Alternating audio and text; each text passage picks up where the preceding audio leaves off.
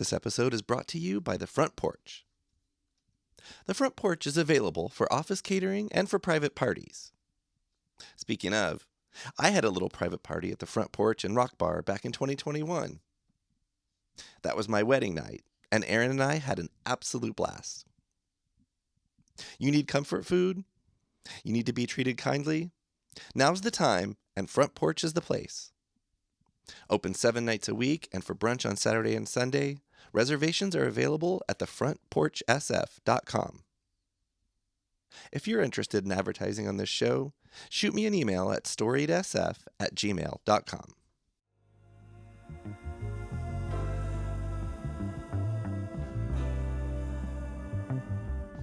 The best thing somebody can do as a member of their community, wherever they are, is to represent the community. And I guess by that is, and this is so important today, I feel like.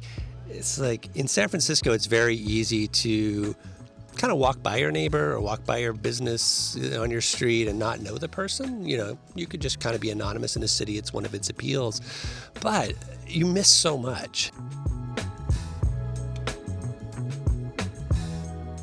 That was Woody LaBounty, CEO and president of SF Heritage. I'm Jeff, and this is Storied San Francisco, a podcast about artists, activists, and small businesses that make this city so damn special. In this episode, part 2 of 2, Woody tells us all about his life after a short stint in college across the bay.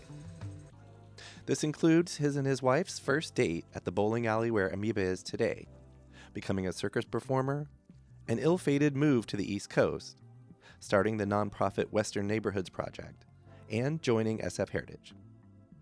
Today, Woody also writes the San Francisco Story weekly newsletter. To subscribe to that, go to sanfranciscostory.com. Here's the conclusion of my chat with Woody LaBounty. Did you live over there, or did you just keep living? I didn't. I lived in my grandmother's house on 35th and Balboa and slept on her couch because my parents had split up, and my dad was in Novato, and my mother was in San Rafael in Marin County. Oh, and you're like, my roots are here. Yes, for sure. I wanted to stay in San Francisco. So, okay, now now you're like a young adult or so, and we'll pick up there in a moment. But I do want to check in. When did you know that this place, San Francisco, was special and was where you're going to this is where I'm going to do it? It might have been the first inkling of that was when my parents split up and moved to Marin, because that's a challenge. Yeah. Right? It's like, but it was also like I saw a different place, and I was like, this is not for me. I didn't know how much I appreciated sort of a dense urban environment until I was in a suburban one. Right. And I was like, well, what do I do now? And I was kind of the weird kid because I talk about going to a cafe or a bookstore or just walking down a commercial street. It was hard to do there. And so I just didn't feel like I fit in there at all. So, when I went to Berkeley, I moved in with my grandmother because she was still in the city. And so that was probably the inkling where I felt like this is the place for me. I also remember I was in San Rafael in the middle school for, I was in school in San Rafael for 2 years, and in public school. And in one class, the teacher said, all right, I want you guys to write about your hometown. And she meant San Rafael. And I was like, what? I'm just visiting here. Right. That's how I felt. My family lived there, but I felt like, no, I'm not staying here, lady. That's a vague assignment. Yeah.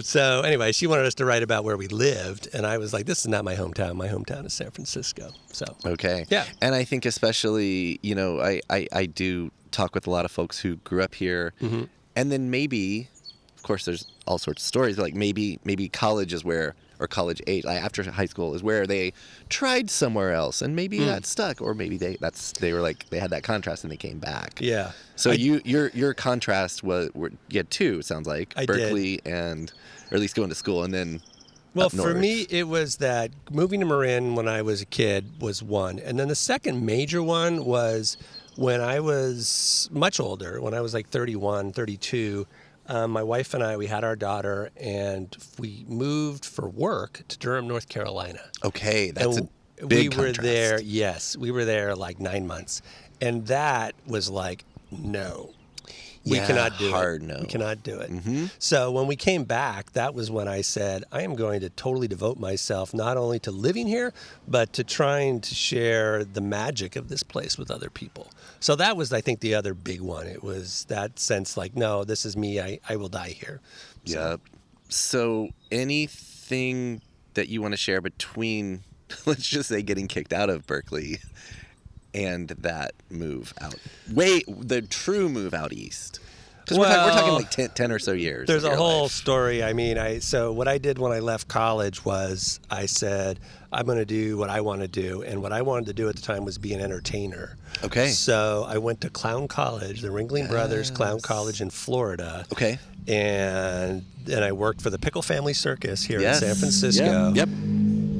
And for about a decade, I worked doing vaudeville-ish related things. I went to Japan, toured at fringe festivals, was a juggler, and a comedian and a skit player and improv and all okay. that. So I did that was what I was in my 20s. I was a performer. Is that where getting comfortable with the microphone came in? Because I guess. I mean, I do tell my listeners daughter. can't see what I'm seeing, but you are very comfortable with the microphone, which is a pleasure for me.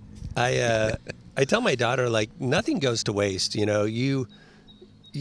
me being a performer, it was not like, oh, someday I'll be doing history work and needing to speak in front of people, Right. or I will be a CEO of a nonprofit and I need to speak in front of city hall folks or the mayor, But being a performer, you get very comfortable in just speaking, and it's very helpful later. But you don't know at the time. Right. Yeah, so Let's see. nothing goes to waste.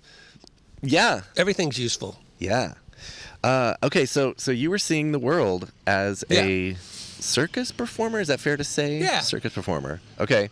We And would then say variety performer. I don't know why we came up with that term. I guess because Variety. people have a bad opinion of clowns or mimes or jugglers. So yeah. there's a all sorts hierarchy. of- Magicians top. Okay. Then it's more like juggler. Then it's clown. Then Where do it's mime. contortionists fit in? Oh, contortionists have their own categories. Yeah. That's more in the acrobat side. It's a branch. It is. Yeah. It is. It's like Okay. I could draw you. We should do like an infographic. I could totally make one up for you. I have had the some of the Dear San Francisco folks Oh, yeah. on, and the So we've touched on circus and its Gypsy importance to some- Snyder Gypsy was a Snyder, yeah. teenager when I was at the Pickle Family Circus. Okay. And so it's just great that she stayed and kept the family business going. It's Yeah, I wonderful. assume you've seen the show. Yeah. It's Yeah. amazing. No, I'm so I happy can't that stop going. she has done what she. I mean, now she's whatever, how old she is, but I still think of her as like that teenager. Right. So I'm just impressed and proud of what she's done. Right on. Okay. You went to Berkeley to find a girlfriend.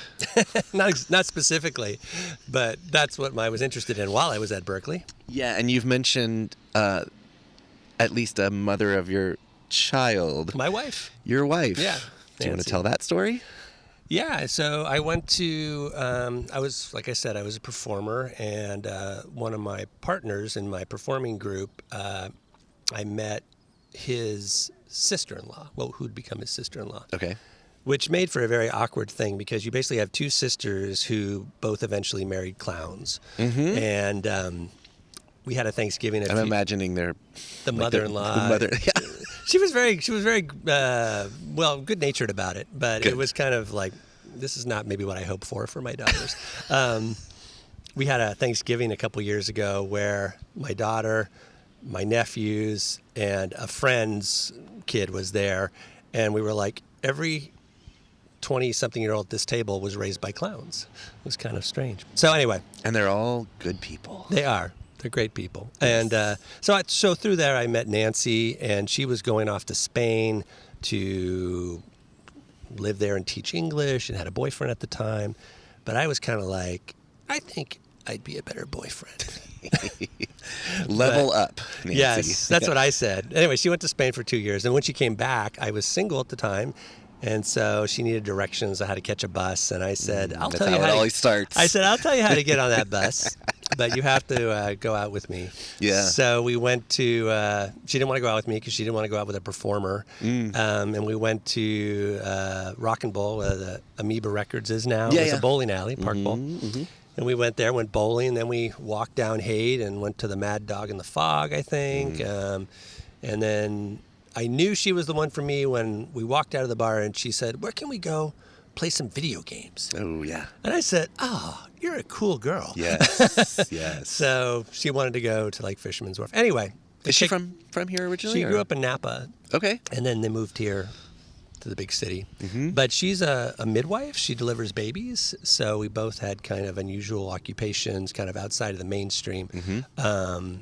Yeah, she's great. I always say I have three loves, Nancy, my daughter Miranda, and San Francisco. Those are the three top loves. My brother's going to be pissed, but that's just the way it is, And Miranda, who I happened to meet at did you meet her? At Italian Supply, Pasta Supply. Sorry. Yeah, Miranda lives in the Richmond now too, and yeah, she works at Pasta Supply Company. I think Company. she saw me wearing. I was wearing a storied hoodie, and she's like, "I think you." That sounds like my dad's. Yeah. There's a whole thing. Yeah, and she's lovely. Okay, so y'all got married. Yep, had a kid. When for you, I guess, did the performing chapter end, or did it? It mostly ended when my daughter was born because. Okay. Roughly, or exactly. She was born in 97. 97. So when, when you get a call like, "Will you come to Oman for 3 months to do a show?" And you're like, "I cannot go to Oman for 3 months to do a show because I have a kid." And Nancy, like I said, is a midwife, so she would run off to a birth in the middle of the night. So I had to have sort of the flexibility to have some kind of work that I'd be available to watch Miranda when Nancy had to go to a birth. So that's when I pretty much transitioned out of performing stuff, and I had to try to find something new to do. And like I said, when we came back from Durham, Miranda was 1, and I was like, I'm going to try to figure out how to tell people how great San Francisco is, and specifically how its past and its history of, diversity and just fascinating people can all be helpful to sort of charting the path to its future. And so that's where we came up with trying to do a history organization, a nonprofit that can kind of help do that job. Yeah. And we created a nonprofit that was focused on the neighborhoods I knew well, which was the west side of town. Yeah. Let's tell folks about that. Who did you gather to get this off its feet? So one of my performing partners, Brady, her boyfriend at the time, I think they just gotten married maybe just after, David Gallagher, he was interested in this stuff too. So him and a couple of other friends who were interested in the past, we just formed a board. It was like, how do you make a nonprofit? We figured it out. Yeah. And then we had a website, which was still kind of new and crazy. It's early 2000s? Yeah, it would have been 1999. 99, so millennium. Is that right? Stuff. Yeah, 99. Y2K. Yeah, but it was like having a website was still kind of like a little weird. Yeah. Like people not every industry or field had a website even. Right. So we were pretty early on that, and it was just sharing stories, interviewing people, and telling just history of these neighborhoods and how they fit into San Francisco's broader history. So we started doing that, and I did that for 20 years, essentially. Wow. Yeah. And so besides the website, what all were y'all doing? We did podcasts, we did talks, of course, and walks. We had a community message board, and we would do specific programs on, for example, Chinese Americans in the Richmond, or we went to the Ocean View, Merced Heights, Ingleside neighborhood, OMI, and basically tried to help a lot of the sort of groups that were a little bit at odds there. They all wanted what was best for the neighborhood, but they kind of had their little inner neighborhood rivalries. So we tried to use history as a way to say, how can we come together for what's best for the neighborhood? And the way I would do it is I'm like, do you want them to tell the history of the neighborhood? Or do you want to get your say? And so that kind of we had seniors interviewing teens and teens videoing seniors. And it was just trying to be a community building for that neighborhood using history. And that was mostly what we did. It was just like, how does history help in getting this new library branch renovated, or this street fair, or this new community effort for feeding teens? How can history be the little secret sauce or the salt or the spice to get people interested in coming and being part of a strong now? Yeah. Yeah. You have to, I think. But it's not always obvious. You have to understand what came before. History gets a and bad rap. how people did it. Yeah. And failed sometimes. Right. Yeah. There's lessons for sure, but also history is, it's egalitarian. People think history is about famous people, but this was all about, no, this is about you.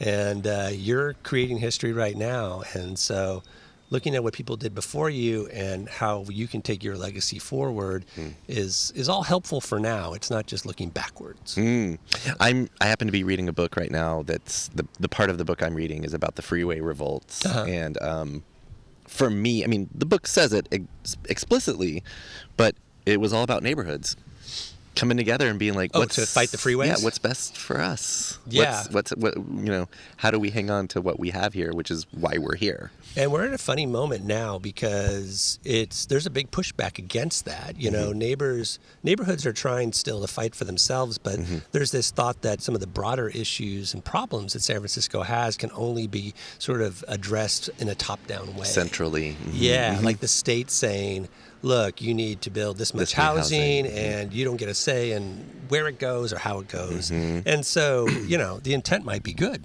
Add more housing, for sure. But it's sort of like we're moving away from we want to hear what the neighborhoods or this community says. So it's interesting how we kind of come out of this. And Trump and the current administration is not helping because it's very much that mode too. Like, do what I say. No sort of local conversation. Right. No stakeholder input. Right. Yeah, I mean, there's so many avenues I can go down. One thing I would just want to share with you is that the doom loop, that the so-called doom loop, it is something for some folks. It's never been that for me or anyone I know who live here and work here and do their thing here. Yeah. But one of the things that I like to say when I hear from folks who aren't here and they say, well, what's going on in San Francisco? That's right. And I'm like, well, actually, the stories you're hearing are about a very specific part of town. Right. And the neighborhoods, I feel like since shortly after the pandemic began, the neighborhoods are thriving. Yeah. So many, maybe not every single neighborhood, but a lot of the neighborhoods, it's like people retreated in their home more. They're taking stock of what community is. And I'm like, the neighborhoods have carried us. So I'm a big believer in neighborhoods. Yeah. Well, me too. Yeah. My brother. It's in the name, right? Western neighborhoods. That's right. It was. My brother, who lives in L.A., he would text me or call me, or it's like, "What's going on? I just saw this thing," and I was like, "Well, I don't know. I'm sitting here in this beautiful street at a cafe having like some sushi, so I don't know what's happening, and, right. But it's not to diminish or to downplay the problems that are here, but it's more about the way the sort of ecosystem of media we have now where, somebody can, there's good things and bad things. It used to be very centralized and you had to have one source to tell you what the news was in town. Now somebody with a cell phone films something and that's the news of the day, right? Yeah. So it's good and bad. But yeah, I try to take this also when I see news about different countries or different cities, is to go, I'm not going to take that as what's happening in Peru. Might be happening in Lima right now in this one part, but you can't just make a blanket judgment these days because, like I said, the ecosystem is just so fragmented. It's more about what people want to say and what point they want to get across than what the reality is. So absolutely. And I think that's a benefit of living here and understanding that nuance and that reality on the ground and how it can be different than what the media portrays. You did mention podcast. So when did you all start your podcast? I feel like you're a little bit OG in that, right? I thought I was late to the game when I did it. I think Western Neighborhoods Project, we did our podcast, which is called Outside Land San Francisco. I think we started in January 2013. Okay. And I remember thinking, podcast might be over. And we're kind of really late. We had talked about doing one for years, and then I was like, well, let's just try it. You're just before my wife. She started in July of 13. And they call themselves the Golden Girls of podcasting. Oh, so. Nice. Yeah. Anyway, but it was just another way to reach people, right? We have microphones. We can put it on the thing, the internet thing. Yeah. Yeah. It was just another way to reach people. But it's still going. It is. Oh, I'm not in it anymore. You know, although I might be a guest in next week's podcast, but Yeah, but the organization is ably run by a woman named Nicole Meldal, who was came to us as an intern, and so they're still keeping the podcast going. Excellent. But it was just well, you've heard it. It's like all podcasts nowadays. Yeah. It's two guys, and then later two guys and a woman, just bantering and conversationally talking about something in history. And Yeah, it's nothing like this podcast. I'm telling you, all podcasts. I think that is the secret thing: is the conversation between a couple of people is the ideal podcast. It kind of is, yeah. Yeah, and David and I were we still are. We're very jokey and not overly. Try not to chuckle too much or chortle, but it is kind of like a fun and slightly educational podcast. Yeah. I always say if we get one fact across, we're done, and then it's all about padding from there. Yeah. So. And so now let's move on to talk about the newsletter, San Francisco Stories, which is, I had heard, I knew your name and I knew a little bit about Western neighborhoods, but that's when I really, like, you clicked for me with that newsletter. Where did that come from? I mean, you've talked about your love for the city and wanting to share it and what's so special and magic about it. Yeah. And you talked about history just a little bit, but... So, in doing history, I wrote a couple of books. I wrote one on Carville by the Sea, which was this streetcar community in the 1890s where they dumped old cable cars and streetcars at Ocean Beach. I wrote a book about Ingleside Terraces, which is a suburban feeling neighborhood, but had a racetrack and all this incredible history behind it. And then, but then what happened, after I left Western Neighborhoods Project, I went to work at San Francisco Heritage, which is where I'm currently the president and CEO. But, working there, which it's a great organization, does some very important work, essentially highlighting the city's unique architectural and cultural histories, totally in my line. But I can tell you, running an organization, you don't get to do a lot of the fun stuff. You don't get to do the history. You don't get to do the research. I don't even get to talk that much about it. It's all about taxes and government stuff and personnel and fundraising. Yes, for sure. There it is. And also just important work doing advocacy in the city hall. But so I was trying to find an outlet to do what I enjoyed. You were already at SF Heritage, just not in the president CEO position. Right. At first I was vice president of advocacy and programs. Okay. Now I'm the president CEO. But even working there, it wasn't so much doing the history. It was more advocacy and fundraising and things. So I was like, I need an outlet. Yeah. Because... anyway, I decided I'm going to write a newsletter, and I'm just going to have it come out every week, and I'm going to write whatever I want. It's mine. Yes. I'm not beholden to anybody. There's no money involved, although you could give money. It's just, FOW. I just want to, friend of Woody. I just want to write something about something I'm interested in and say whatever I want about it. And if I want to toss a haiku in there, I will. Whatever. It's me. So that started 2.5, 3 years ago almost now. So since pandemic. Yeah, it was... Look, I'm just glad I didn't miss any, because when I discovered it, it felt like the kind of thing that had been going on for a while, which is, I think, a feather in your cap. Yeah, well, it's just me writing about what I like to write about. But it is it's very well reported. It's very well, like the media that you find, mostly images, are incredible. I'm an editor, and the copy is flawless. I wouldn't say that, but it's tight, and I'll tell you why tight. I feel like it's tight. I was like this with the podcast, is that I wanted a 20-minute podcast, no more, because I was like, I personally like get in, get out. Yeah. And when I was a performer, it was always like commando clown, get in, get the laugh, get out. So for me, I tried to write San Francisco Story. It was like always going to be under 1,000 words and a bunch of pictures, so people could just like participate as they wanted. It's been hard. I'm getting up to like 2,000 just because I'm so interested in things. So I'm trying to cut back. But yeah, it's really, I want to write about self-imposed limitations. Yeah, but I don't want to. I feel like I get too wordy sometimes. So. I haven't found a single one of them too long to read. Too wordy. Yeah. All right, beware. Yeah. I might add more.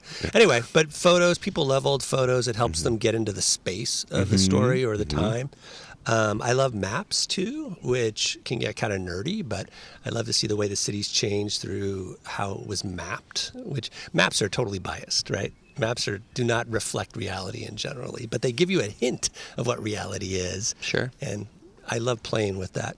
But also just the people of San Francisco are endlessly fascinating to me in the past and even, through today. So people always say, well, you must be running out of stories.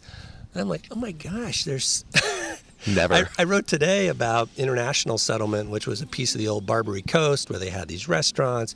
I could have written 12 columns just about the crazy bars that were there and the people who frequented them and the stories that came out of it. So it's a lot of fun for me. Yeah. Awesome. We're nearing what I would call the end, and so what I like to do to wrap every episode, each season on Storied SF, we have a theme. The theme this season is Keep It Local. We've definitely, everything we've talked about local, yeah. has been on that theme. But what does that phrase mean to you? To me, I feel like the best thing somebody can do as a member of their community, wherever they are, is to represent the community. And I guess by that is, and this is so important today, I feel like. It's like in San Francisco, it's very easy to kind of walk by your neighbor or walk by your business on your street and not know the person. You could just kind of be anonymous in a city. It's one of its appeals. But you miss so much. And so for me, I feel like keeping it local, I always admired the people who used to be called like the mayor of Chestnut Street or the mayor of Broad Street or whatever, because those were people who walked around and even if they didn't know everybody, they said hello to everybody. So to me, keep it local is, go to your cafe, go to your grocery store, go to the laundromat, and get to know the people who run those places and who are hanging out there. We used to also know the people who were unhoused in our neighborhoods. I knew them by name, right, just because there were not tons of them, so you kind of get to know them. There was a guy, Larry, when I lived in the Parkside, and he would, he was kind of had an alcohol problem, obviously, but it was I knew who Larry was.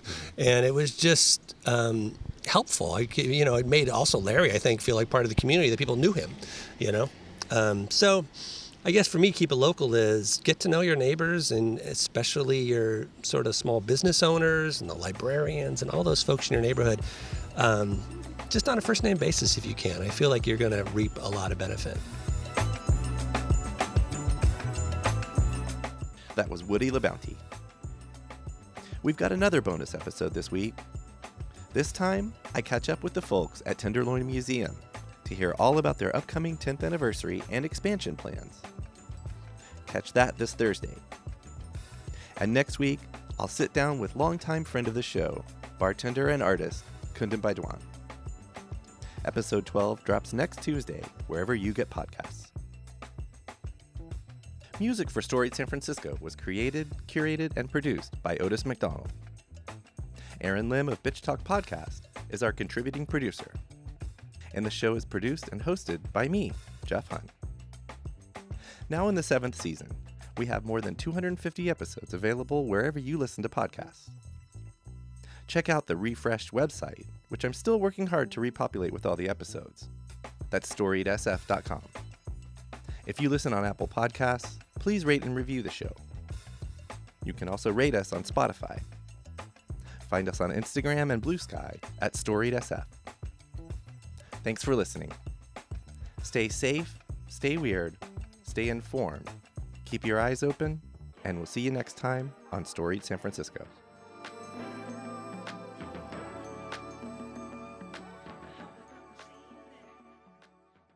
We acknowledge and respect the first humans of the unceded land we call San Francisco, the Ramaytush Ohlone. We condemn the genocide of these and other tribes across the Western Hemisphere. We honor their legacy and history, and we support rematriation and sovereignty efforts. This podcast is a proud member of the BFF.FM podcast network. Learn more at podcasts.bff.fm. BFF.FM, best frequencies forever.